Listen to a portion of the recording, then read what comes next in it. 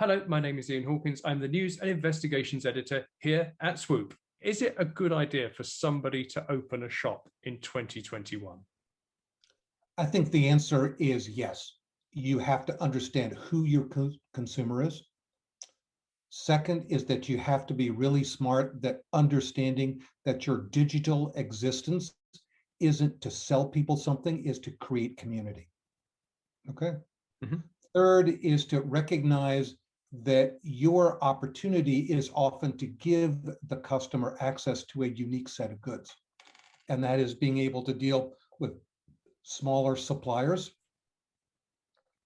and therefore create your own community. And let me just give you an example. I have a friend who runs a dress store here in suburban Connecticut. The dress store is in a office complex, meaning it's on the first floor, but it is by no means a classic retail location. She has a very, very active internet, Instagram, Facebook presence, and it is all over Instagram. And with a younger generation of young female fashion mavens, this is what they want. And it means that when somebody comes to the store, they are already pre-sold. And if they're coming to buy a dress for a special occasion, the offering that this small merchant does is that you buy the dress, we register the dress, we register the event that you're wearing the dress to, and we guarantee no one else will wear the same dress to the same function. Now, could Selfridges do that? No. Could Macy's do that? Could Nordstrom's do that? The answer is absolutely not. Yeah. But if you're a smaller supplier dealing with smaller wholesalers, you can negotiate geographical exclusives for yourselves and be able to leverage those in a positive manner.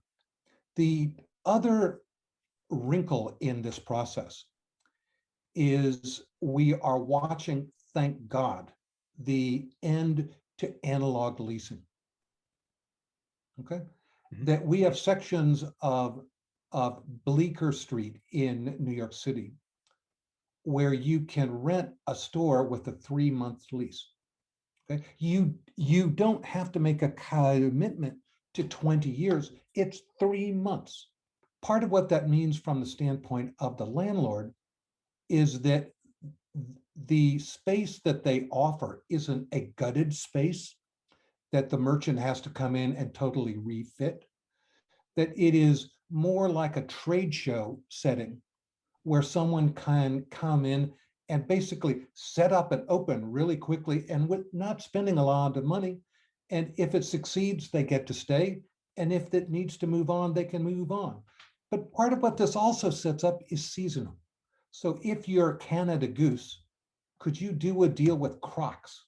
And you have Canada Goose has it fall and winter, and Crocs has it spring and summer. I mean, those are all, I think, eminently more creative ways of dealing with the broader world of retail. And part of what that means here is that the income that the landlord gets may be, yes, I get rent, but I also may get a piece of the gross. It's a really interesting idea, especially with talking about the dress shop as well, because so much of the online world seems to be about, giving you the best deal, getting the cheapest possible deal. So I'm always interested in how price sits along customer service and which one's going to win out or how they work together.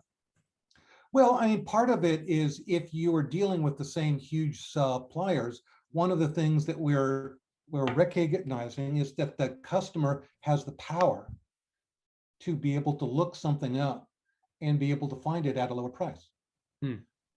But if you're dealing with smaller local suppliers, you don't have that same privilege, or it isn't the same access to information. So if you're a Chinese consumer, for example, and you want to buy a Prada bag, or you want to buy a Canada Goose jacket, you know the difference between the price in Tokyo versus the price in New York, versus the price in London, because it's accessible.